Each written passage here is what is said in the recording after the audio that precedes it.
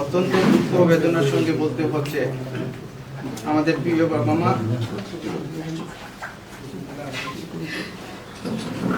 এবং আমাদের পরিবারের সঙ্গে থাকা ছোট্ট গৃহকর্মীকে সিলেটের মিতালি আবাসিক এলাকায় অজ্ঞাত ব্যক্তিরা নির্মমভাবে হত্যা করেছে। একই সঙ্গে 3 জন মানুষকে হারানোর এই শোক কোনো ভাষায় প্রকাশ করার মতো নয়। বাবা মাকে হারানোর কষ্ট যেমন আমাদের সারা জীবন বয়ে বেড়াতে হবে, তেমনি আমাদের ঘরের ছোট গৃহকর্মী মেসিস মর্মান্তিক মৃত্যুও আমাদের হৃদয় তৈরি করেছে। এই ঘটনার পর আমরা যার সন্তান মানসিকভাবে ভেঙে পড়েছি, তারপরও আমরা বিশ্বাস করি দেশে আইন আছে, প্রশাসন আছে, আইন শৃঙ্খলা রক্ষা বাহিনী আছে এবং ন্যায় বিচার প্রতিষ্ঠার জন্য রাষ্ট্রের দায়িত্বশীল প্রতিষ্ঠানগুলো কাজ করছে। আমাদের পরিবারের পক্ষ থেকে ইতিমধ্যে এই হত্যাকাণ্ডের বর্ণনায় মামলা করা হয়েছে। আমরা আইন শৃঙ্খলা রক্ষাকারী বাহিনীর প্রতি পূর্ণ আস্থা রাখতে চাই। আমাদের একটাই দাবি, এই হত্যাকাণ্ডের প্রকৃত রহস্য উদ্ঘাটন করা হবে।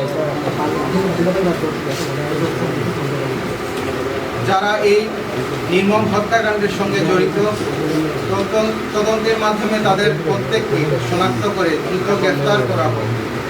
কোনো নিরপরাধ মানুষ যেন হয়রানির শিকার না হন এবং কোনো অপরাধী যেন প্রভাবশালী বা অন্য কোনো কারণে আইনের আওতা থেকে বেরিয়ে যেতে না পারে। আমরা চাই নিরপেক্ষ ও পেশাদার তদন্তের মাধ্যমে প্রকৃত অপরাধীদের আইনের মুখোমুখি করা হোক এবং আদালতের মাধ্যমে তাদের দৃষ্টান্তমূলক শাস্তি নিশ্চিত করা হোক। আমাদের বাবা মা আর কোনোদিন ফিরে আসবে না, ছোট্ট সেই বেটিও আর কোনোদিন ফিরে আসবে না, কিন্তু তাদের হত্যার বিচার হলে অন্তত আমরা মনে করতে পারবো এই দেশের আইন ও বিচার ব্যবস্থার আমাদের পাশে দাঁড়িয়েছে। এই মর্মান্তিক ঘটনার পর সিলেটের রাজনৈতিক, সামাজিক ও বিভিন্ন পর্যায়ের সম্মানিত ব্যক্তিবর্গ আমাদের পরিবারের পাশে দাঁড়িয়েছেন।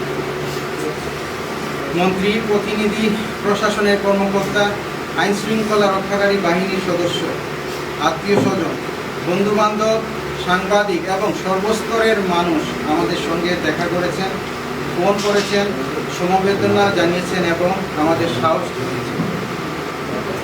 আমরা চাই ভাই বোন সবার প্রতি আন্তরিক কৃতজ্ঞতা প্রকাশ করছি।